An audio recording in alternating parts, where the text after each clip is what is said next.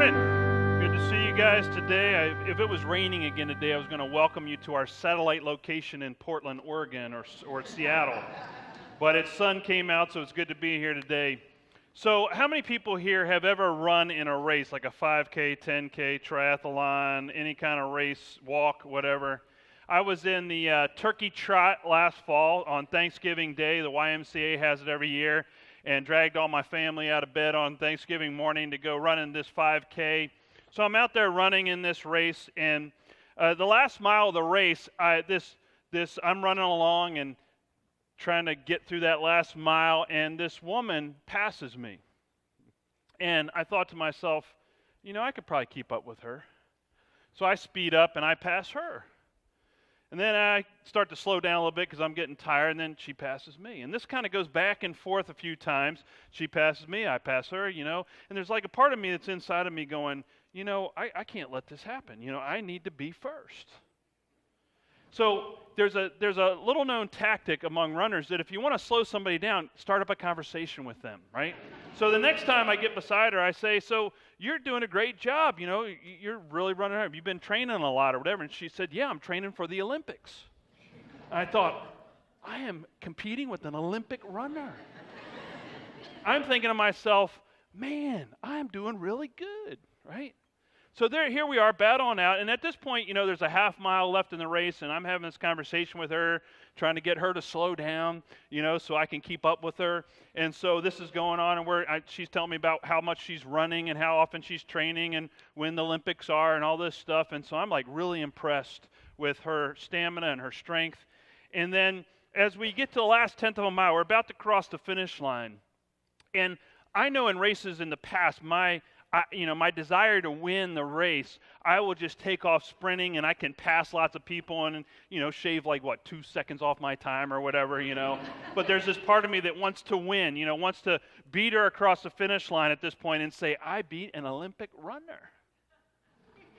But, as I saw that finish line at the end, and we were running together, I kind of decided, I don't need to do that. I'm just going to let her finish first ahead of me. I'm going to let her cross the finish line ahead of me. After all, I thought it was the right thing to do for an 80-year-old woman who was training for the Senior Olympics. She was actually training for the Senior Olympics. So I didn't tell you that part at the beginning of the story. It kind of changes it, doesn't it? But here's the point is, I did it. I admired her because she's 80 years old, training for the Senior Olympics, and she was just running strong. She was training and getting ready for this. And, it just, for me, I didn't need to finish ahead of her. I was like, that's just not right, So I kind of let her cross the finish line ahead of me and congratulated her across the finish line at the end of that race. Because sometimes the right thing to do is to finish second.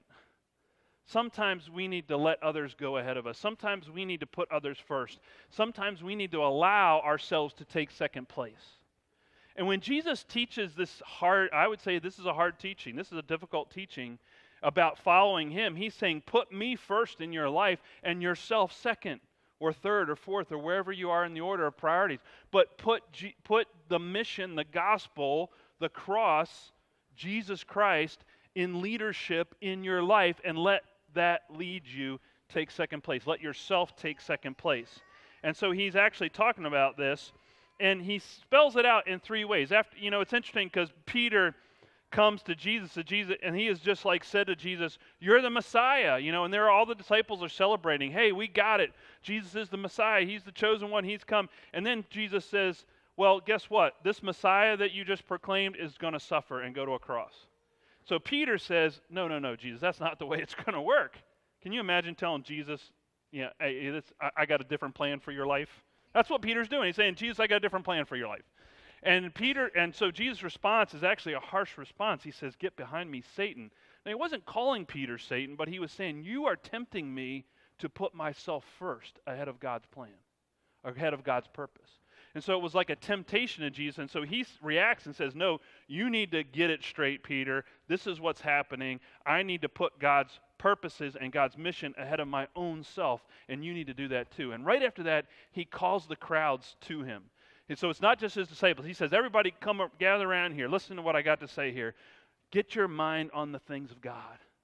not on the things of people, on human desire. And he goes on and he says three things. The first thing he says is deny yourself. Deny yourself. Take second place. Deny your need for self-importance. Deny your self-interest. Deny that selfish part of you so that you can take on the purposes of God. I love the way, I don't know if you are familiar with a man named Dietrich Bonhoeffer. Dietrich Bonhoeffer was a pastor, a Lutheran pastor who lived in Germany in World War II, and he opposed Hitler during World War II, and so he was put in prison and executed for his opposition to Hitler. And so his faith in putting Christ first in his life actually led him to not a cross, but to an execution in a way that many of us will never have to face. But he wrote a great book called The Cost of Discipleship. And here's one of the quotes that I pulled from Bonhoeffer I came across this week. He said, "To deny oneself is to be aware only of Christ and no more of self. To see only him who goes before and no more the road which is too hard for us. Once more, all that self-denial can say is, he leads the way, keep close to him." I get this image from Bonhoeffer's quote, like I'm on this like really steep climb that's hard, in life. Like if you can imagine climbing a mountain with a backpack on your back, and it's just, you got this burden, you got this weight, and there are roots and rocks, and it's difficult. The climb is difficult, and it's a struggle at times. And at some point, I've got to make a decision not to focus on how hard the climb is, or how hard the trail is. I have to focus on who's leading me, who I'm allowing to lead me. I've got to put myself, and I just got to be close. I got to stay close and let Jesus pace my life, if that makes any sense. I've got to follow and let me stay in pace with him as he leads me up through this life and up this mountain. And so sometimes, how often is it easy just to focus on the hardship, the suffering, the hard parts, and not be able to see the purpose, not be able to see where we're going, and trusting the one who's leading us to that place. It just gets easy to focus on what's happening to us. When I'm climbing that trail, it's easy to focus on my legs are burning, my lungs are hurting and burning as I'm struggling. But if I stay focused on the person in front of me, I can do that. I can make that climb. So that's part of it. The other thing, so Jesus says, deny yourself, set yourself aside, get yourself out of the way. And then he says, take up your cross. So when you hear that, and when the people heard this, they would have thought, what is he talking about? We know what a cross is. A cross is a place where they execute prisoners. The Romans are executing people on crosses. What does Jesus mean? And some people have interpreted, and I don't agree with this interpretation, that any suffering we go through is our cross. And so I'll hear people say, well, I'm bearing my cross. I'm suffering and I'm having this pain, or I'm going through this hardship, and so it's because I'm bearing this cross that God gave me. I don't think that's the cross God is calling us to. I don't think God calls us to suffer for suffering's sake. Suffering may be a part of our cross, but that's not the cross. So here's what I think the cross represents. When Jesus said to Peter, "Get behind me, Satan," what Peter was tempting Jesus to do was not go to the cross, not fulfill his mission or his purpose in life. So I interpret the cross to be our mission, our purpose in life. It doesn't mean a physical execution, but what is it that God's mind is set on? What is it of the mind of God? What is the mission and purpose of God in this life? And am I following it? And what is God's purpose for my life to fulfill the mission of God for the sake of the gospel, Jesus says? How am I a part of the gospel in the world? How am I a part of making a difference in the world in the name of the gospel, for the sake of the gospel, Jesus says? So that's what I think it means to bear the cross. And then he says the third thing. So deny yourself, take up your cross, and then he says, follow me. Now, I'm a big fan of watching people climb Mount Everest. I don't have a desire to climb Mount Everest. It's not on my bucket list. I think I have passed the season of life where that is going to happen. Sometimes I dream about going to base camp, but that's about as far as I think I could go.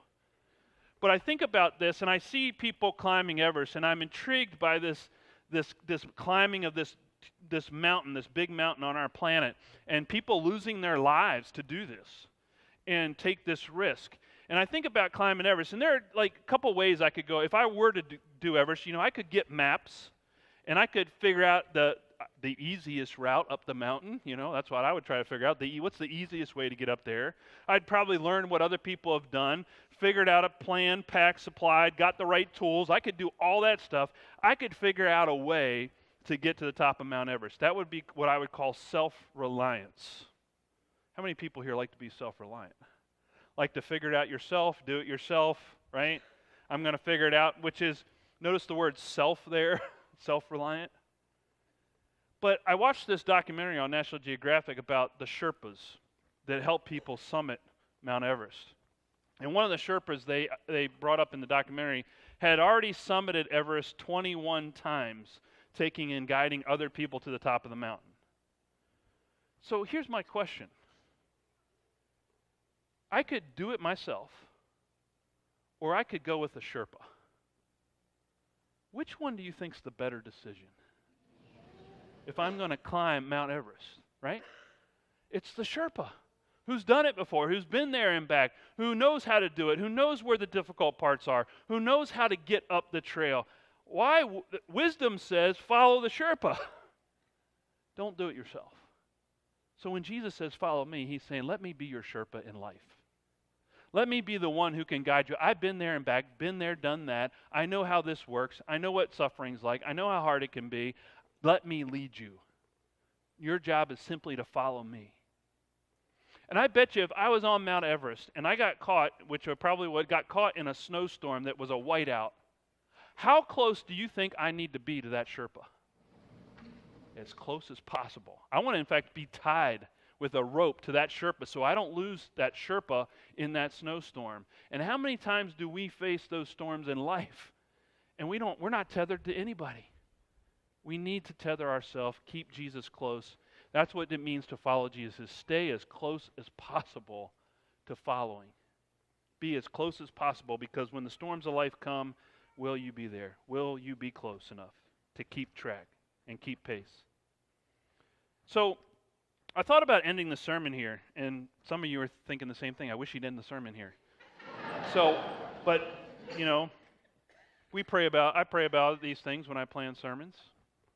So it would be real easy to end the sermon here, because we could all get it and say, yeah, I agree, this is a great idea, this is a difficult passage.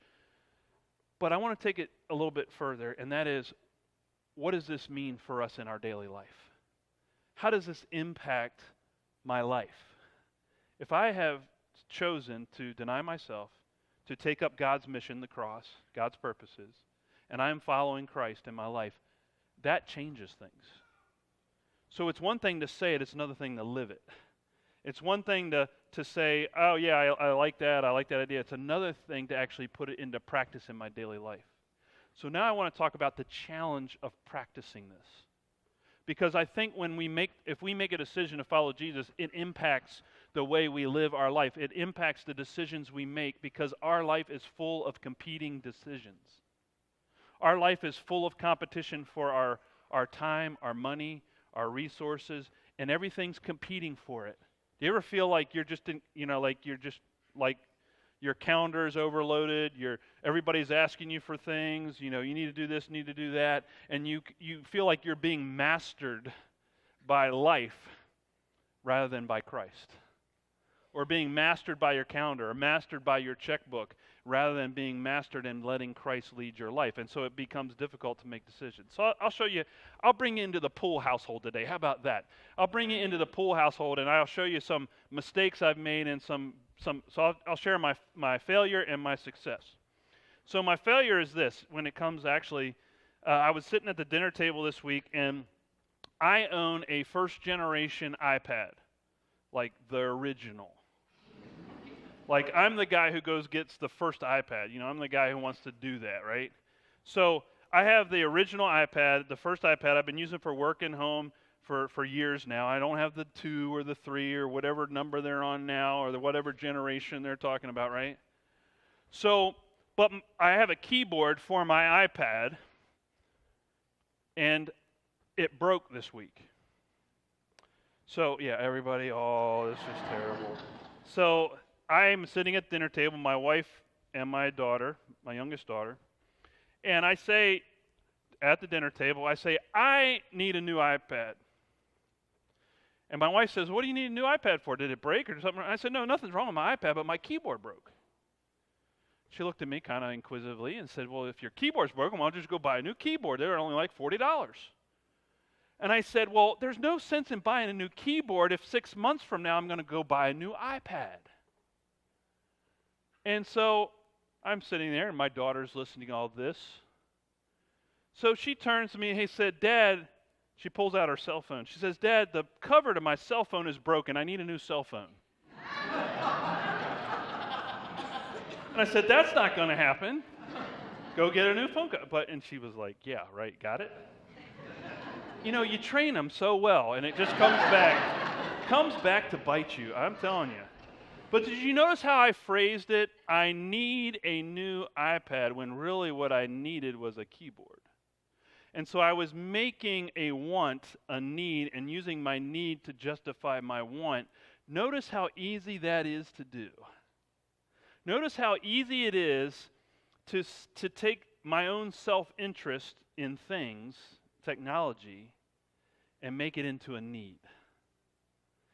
But if I have the mind of God, if I want to please God, if I want to do the things of God, if I want to follow the mission of God, I need to realign how I spend my money.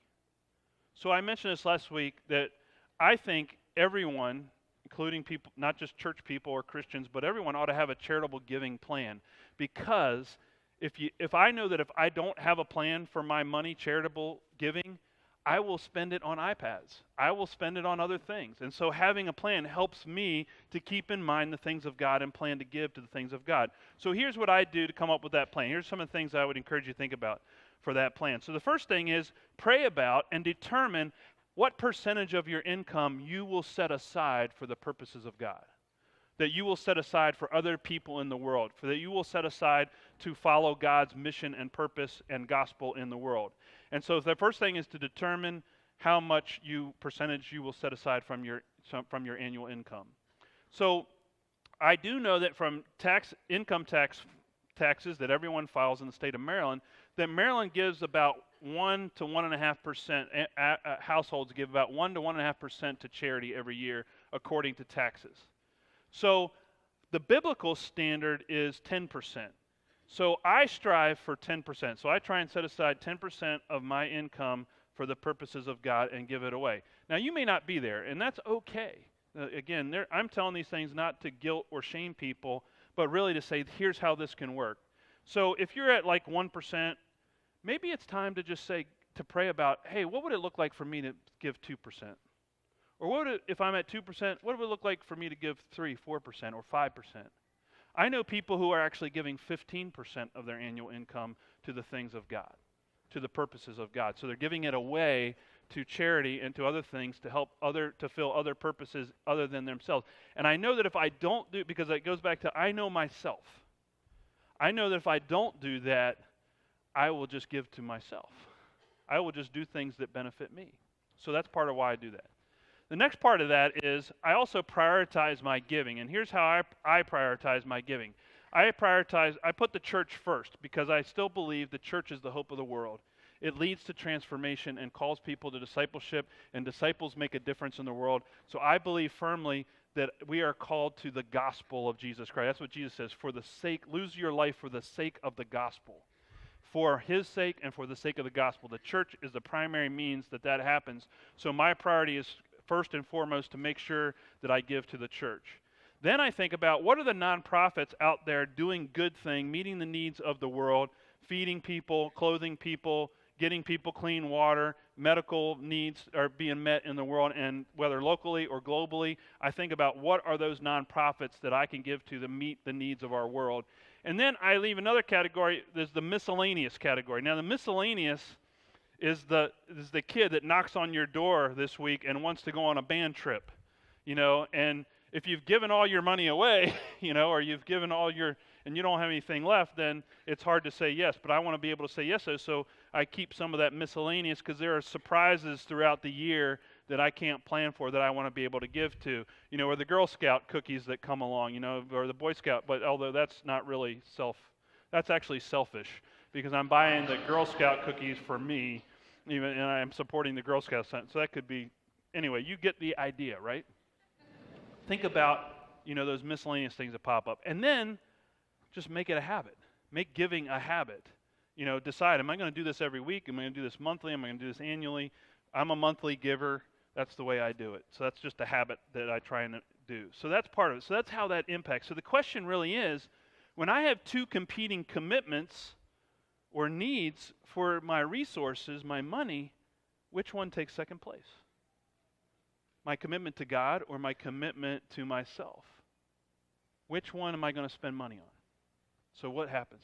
Here's the other question I would raise up here that's also difficult, is when two competing commitments for my time hit each other, intersect each other, which takes second place? When I have two commitments that merge together, compete for my time, my calendar, which one wins? Which one takes second place? Now, I saw this too. I'll bring you back into the Poole family household again just for one more moment. And this was earlier in life, and I love sports. I have my kids playing sports. I've coached sports, all those things. So I love sports. So both my kids have played sports growing up, and my older daughter played soccer.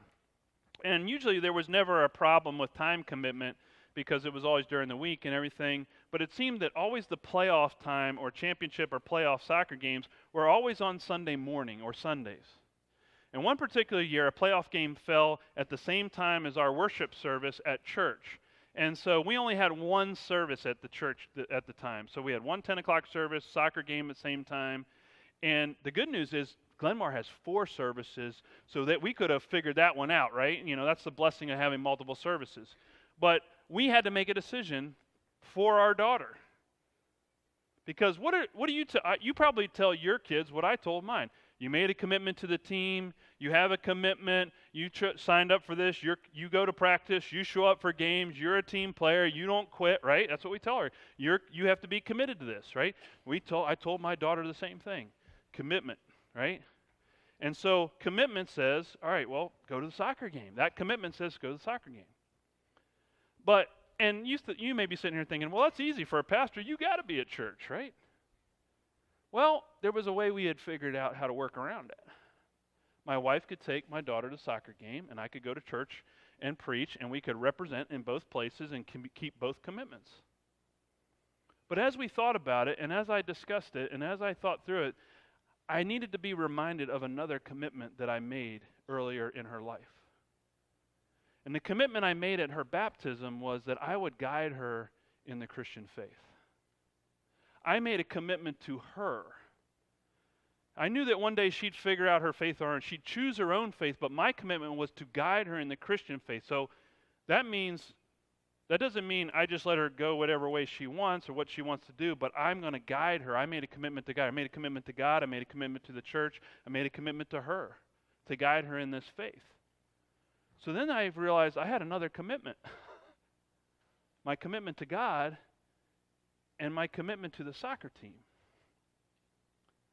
So we talked about it and we decided that no, she was not going to go to the soccer game. She was going to go to church that day. We made that choice for her. She may have, I don't know whether she liked it or not. She can tell me after the service. Too late now. But the point is, two competing commitments for my time, for our time. Which one takes second place? Which one do I say yes to and which one do I say no to? Here's what I want to think about. What if I had said, go to the soccer game? How would I have guided her in her life if I had said, yeah, go to the soccer game, don't go to church?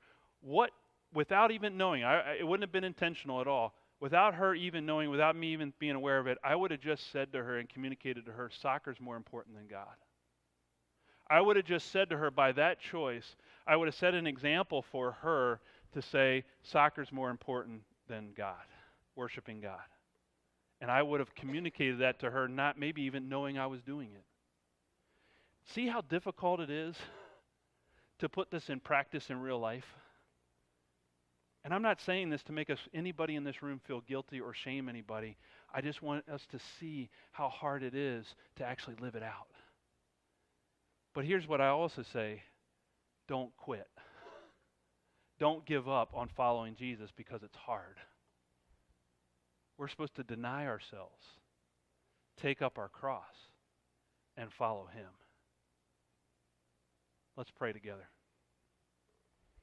God, we come to you this morning, and we realize it is hard to follow you sometimes. Sometimes it's difficult. And God, we realize that and been reminded today that our job is not to look at how hard it is or how difficult it is, but just simply stay focused on the leader of our life, Jesus, to stay focused on staying close to him throughout our lives, so that by our proximity to Jesus, our letting Jesus lead us will help us make those tough decisions in life, those decisions about priorities when it comes to our calendars and our checkbooks and all the other aspects of our lives where things just conflict and we have a hard time putting the right priorities first, putting you first and taking second in our lives. And so, God, when it comes to our resources, help us to put ourselves second. And when it comes to our time, help us to put ourselves second so that we can make a difference in the lives of other people and for the sake of the gospel. And we pray all these things together in Christ's name, and all God's people said, amen.